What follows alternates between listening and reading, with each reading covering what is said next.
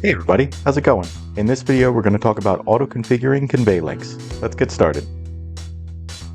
Connect your PC to the most upstream ConveyLinx module. Then on your PC open EasyRoll Plus and click Discover Modules. You should now see an IP address for each connected ConveyLinx module. Now that we've discovered the modules in our network, let's click Topology and Auto-Config. This will open Topology View and you will be prompted with a message stating that Topology is unsafe. This is because Topology will cause a momentary disruption in communication for all connected ConveyLinx modules. You should now see a topology of your connected ConveyLinx cards. Right-click the most upstream card and select either Auto-Config from here or Change IP and Auto-Config. By selecting Change IP and Auto-Config, you can select a subnet and subnet mask that will be used in this network through auto-configuration.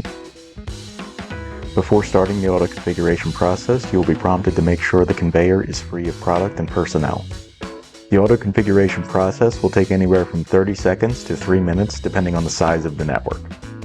Once the process is complete, the conveyor should jog forward and you'll see that all cards on the topology have sequential IP addresses with the same subnet and subnet mask. The fourth octet will always start at 20 and sequence downstream after auto-configuration. Now if we go back to Online Systems and double-click an IP address, we can see the settings for that individual card. We can then use the plus and minus buttons at the top of the screen to navigate between IP addresses. Now that we have a good starting point for the network, we're going to go back to Online Systems, highlight the top IP address, then use the Shift and down arrow to highlight the rest of the network, and click Backup. This will ensure we have a way to get back to these base settings.